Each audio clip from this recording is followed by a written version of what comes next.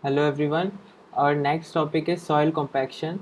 So the compaction of the soil means to increase its density and to decrease the void ratio to decrease the air voids in the soil and the void ratio also.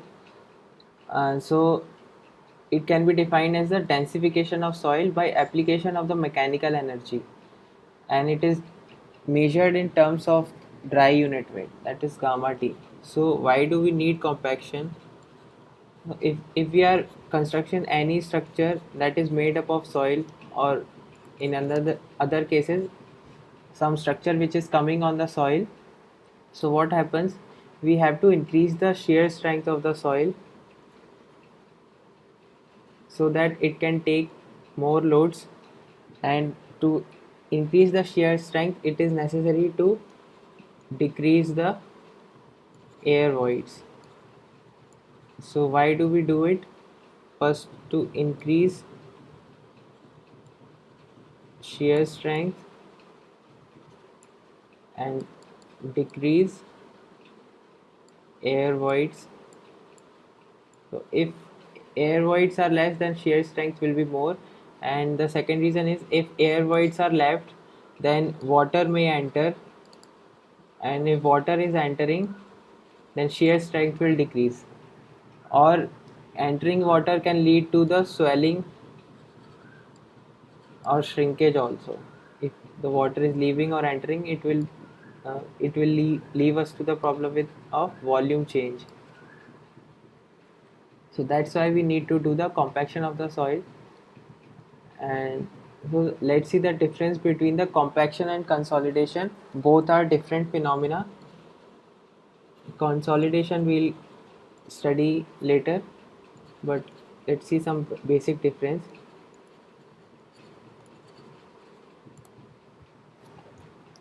So the compaction is an instantaneous phenomena. It means use it we do it by applying some mechanical energy. That means we do it by using rollers or compactors. So it is an instantaneous phenomena, and consolidation is a time taking phenomena, time taking process. In compaction the soil is unsaturated, while in consolidation soil is always to completely saturated. And so the compaction is achieved by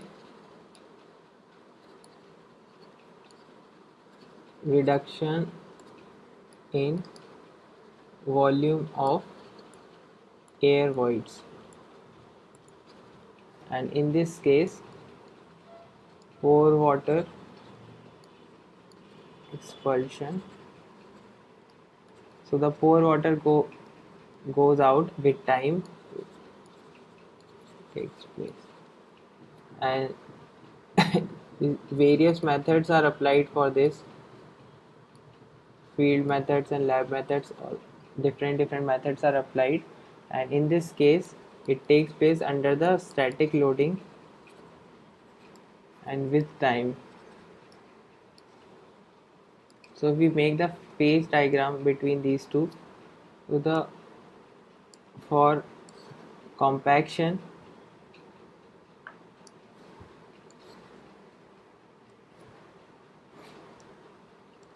so in compaction it is a three-phase soil. Some air voids are there, then water and solids.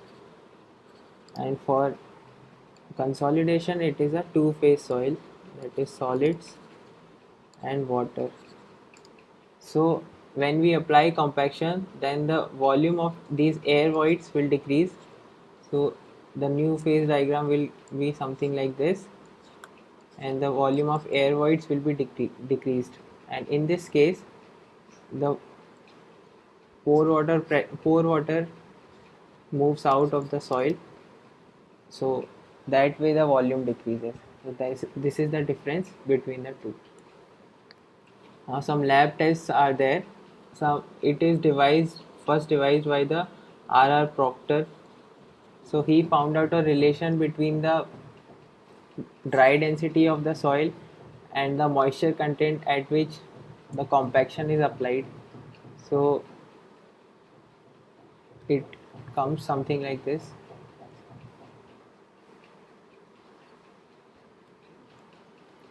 So on x-axis it is moisture content,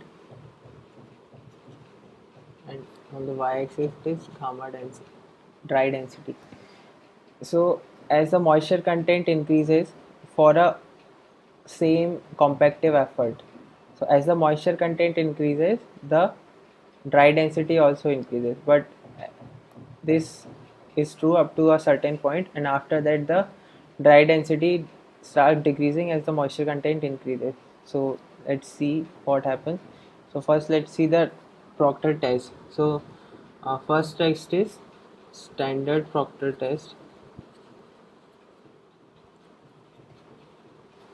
So in this case it is a laboratory test, and it is a dynamic impact kind of test.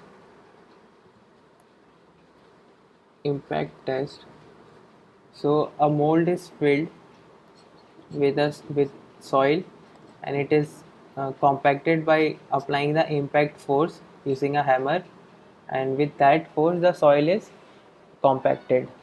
So the weight of hammer in this case is 2.495 kgs, and height of fall is equal to 304.8 mm, and volume of mold is 944 cubic centimeter. And so the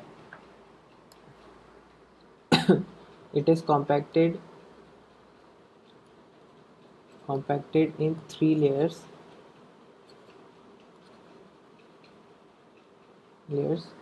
and giving 25 blows to each layer. So with that compaction, the compactive effort can be found out. So we can write compactive effort per unit volume. So the unit for this will be joule per meter cube, and so it can be given as 25 blows in 3 layers, and the weight of the hammer, height of fall, and into 9.81 to convert the mass into force, weight divided by the volume of the mold. This gives the in joule per meter cube, and it comes out to be 594.29 kilojoule per meter cube. Similarly, for higher compactive effort, another test is there, that is modified Proctor test. So for that, weight of hammer is equal to 4.54 kgs, and height of fall is 457.2 mm, and volume of mold is still 944 cc. So it is compacted in 5 layers and 25 blows to each layer. So similarly, for that compactive effort can be found out for modified Proctor test also, and it comes out to be 2696.31 kilojoule per meter cube. So in India, some variations are used for some variation of these tests are used, so that corresponding to the standard Proctor test, light compaction test is used in India.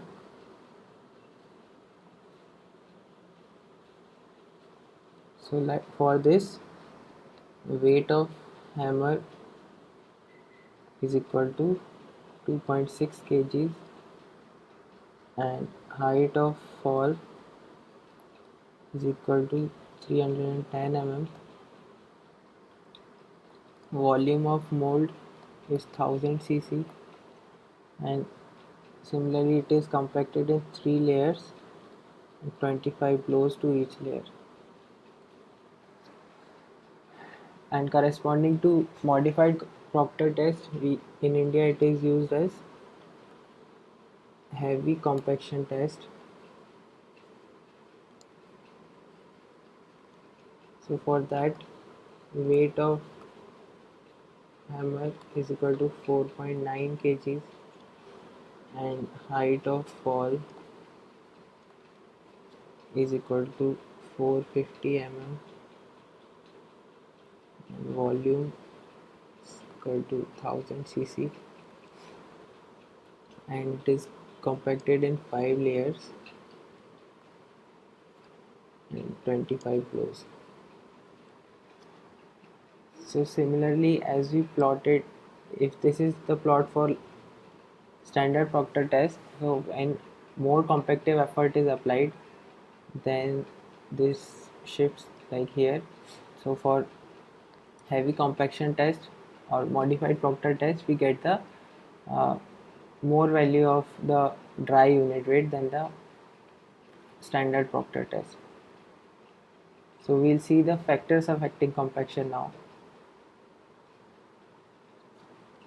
So these are the factors that affect compaction, that is water content, compactive effort, type of soil, and method of compaction. So water content, to understand that, as we saw in the clay particle relationship, if it is a clay particle, then there will be some adsorbed water around this, and so if two particles are interacting, there is some adsorbed water. So when the moisture content is low, at low moisture content,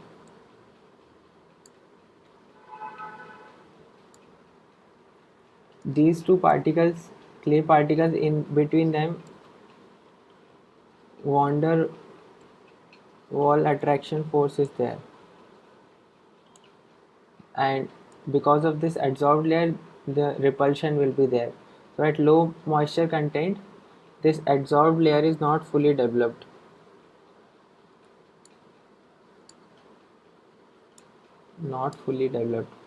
So what happens?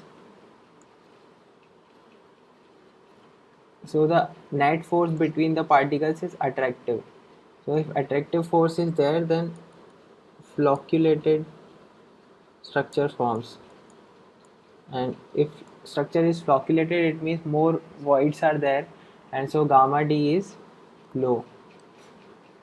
And as now we increase the water content, increasing the water content, this electrical double layer forms properly, and because of that, net force between these two particles become repulsive. And if repulsive force is there, then we know the structure that forms is dispersive. So dispersed, should I say, it is a dispersed structure. So when the structure is dispersed, in that case the particles arrange in a more aligned manner, so the void ratio decreases in that case, and so the value of dry density increases. What happens? So in the graph, if we want to see in the water content and gamma d plot,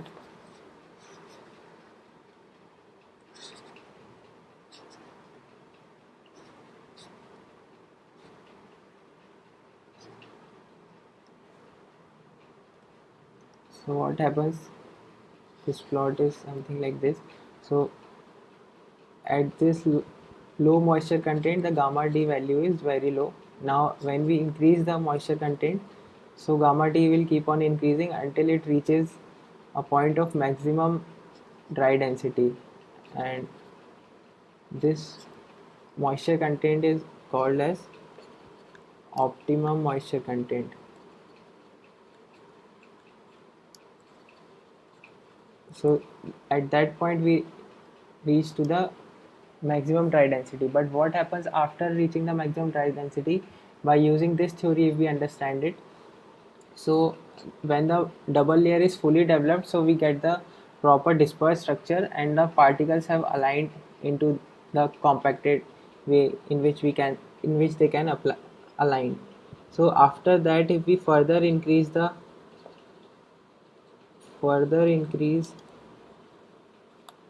water content, so what happens then, the place which is occupied by soil particles at this moment, but now if more water is coming, then the water particles will take place of these soil particles, and the unit weight of water is obviously less than the unit weight of soil particles. So if the place which is occupied by soil particles, if it is occupied by water particles, then the value of gamma d decreases, and so we get this kind of curve. So gamma d, as we know, it is given as g gamma w upon 1 plus e, and if we want to we can write this formula as 1 plus wg upon s, because s equal to wg. So if you want to find out the zero air void line, it means if we compact it to a up to a point, so there are no air voids left. So it was something like this. First is solid water, and so this part is removed. So if we want to reach that point, so what happens, we can say the saturation becomes, degree of saturation becomes 1. So zero air void line can be obtained by using this formula at different water contents. So we put the value of different water contents and we can plot the zero air void line.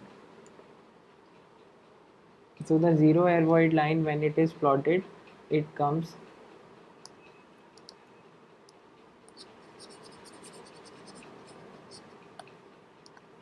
parallel to this. So it means that whatever compaction effort we apply, we cannot reach this zero air void line. Zero air void line or 100% saturation line.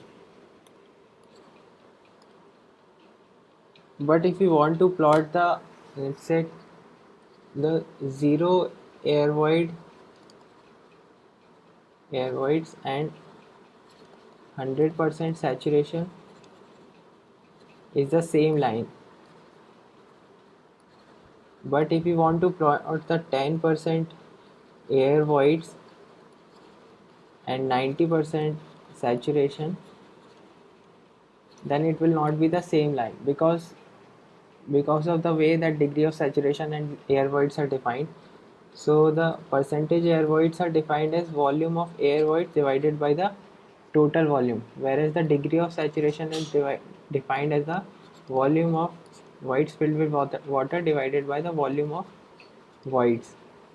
So this formula is applicable just for the zero air voids line or 100% saturation line, and from this formula we can get for different value of saturation, degree of saturation. But if you want to find out the line for different percentage air voids, then for that different formula is there, and that formula is gamma d is equal to 1 minus Na g gamma w upon 1 plus wg. So obviously it gives the different line for 10% air voids and 90% saturation. So this is the first factor. After that, Next factor is compactive effort.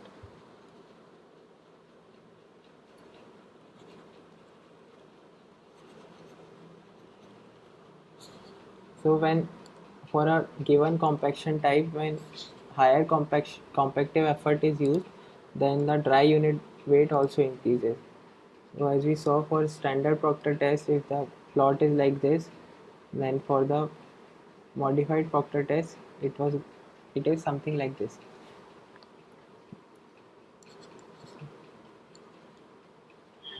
So the unit weight increases if we increase the uh, compactive effort. But what happens uh, as we increase the water content, then these two lines become closer and closer, and so after the optimum moisture content, that difference is not very much. So there is not much impact of increasing the compact effort. Just we can uh, it I can say that the dry unit weight increases on the dry side of optimum.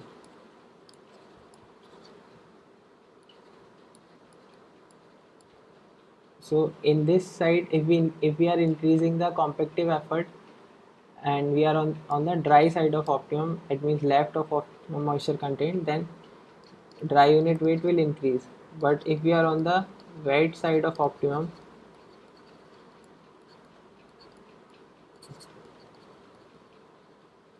then the increase is not significant.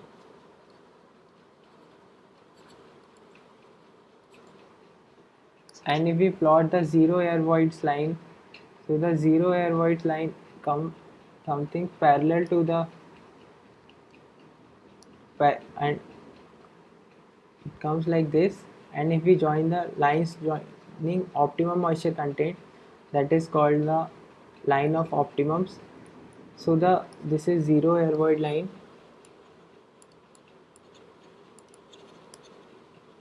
and this is line of optimums. So these two lines are coming parallel. It means that even if we are increasing the compactive effort, we are not reaching closer to the zero air voids line.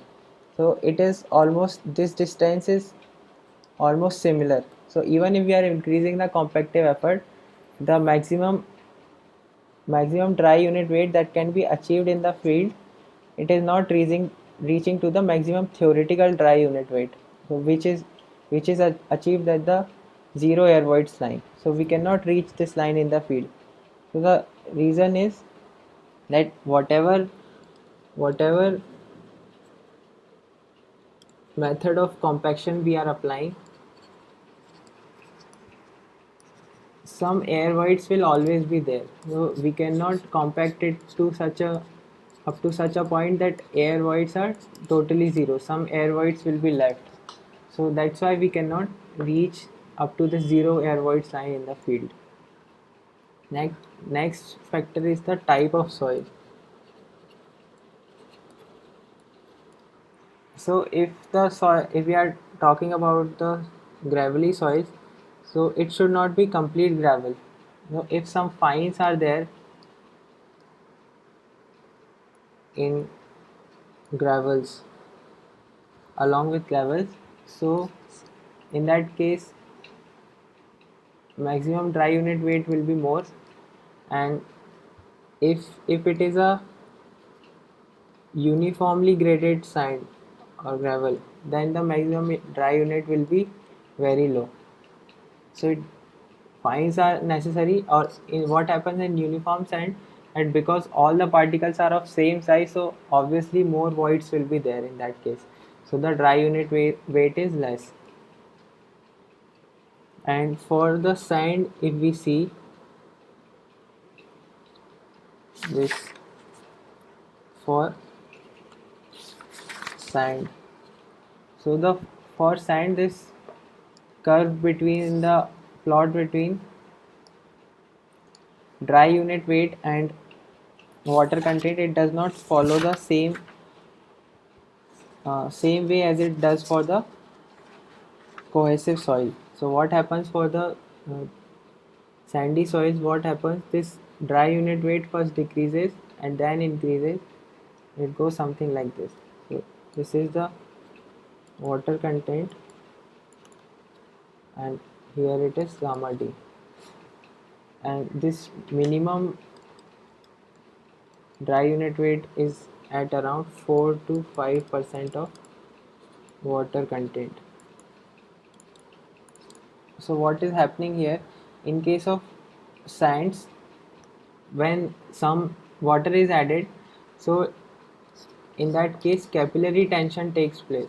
So the water enters into the capillary pores and the tension is there. So even we are putting compactive effort on this side, the particles are not moving close to each other because of the that tension which is there in the capillaries. And this tension is maximum when the water content is at around 4 to 5%. And so at this point the sand is dry, so the dry unit, if it is dry then unit weight is more. But if the water content is first increased up to, let's say, 4 to 5%, then the unit weight is decreasing, which happens because of the capillary tension. And this phenomena is called as bulking of sand. Now if we are increasing the water content further increase in water content, so these capillaries are broken and the water is entering the void, and the sand particles can move freely into the spaces and occupy better alignment or better arrangement. So after this point the dry unit weight starts increasing and we reach up to the maximum dry unit weight at some point. And after that what happens again, similarly what happens, the space which is occupied by the soil normally, and if we are increasing the water content further, this space will be occupied by the water particles, then water molecules. So in that case, if water is there, then unit weight of water is less than the unit weight of sand, so the overall dry unit weight will be decreasing. So this plot for optimum moisture content versus the gamma D plot is not same as of clay for the sands. And this kind of curve which we saw for the uh, cohesive soils, it can be formed only when some plastic soils are there, plastic soils, and it is not possible for the non-plastic material. And one more point which is there, that is method of compaction, factors affecting the compaction. So in the lab what we are doing, we are using a impact type compaction test. We are applying some weight using the hammer and we are using this kind of test. But in the field mostly some roller will be used. Different kind of rollers are used for different kind of soils. So sheep foot roller is used for clayey soils or soils having some plasticity. This is not good for cohesionless soil. Like for cohesionless soil, vibratory rollers are used. Vibratory rollers, because using the vibration these are compacted properly. And so different methods of compactions are used in the field, and what result we get in the lab differs than the result what we get in the field. So that factor should be kept in the mind.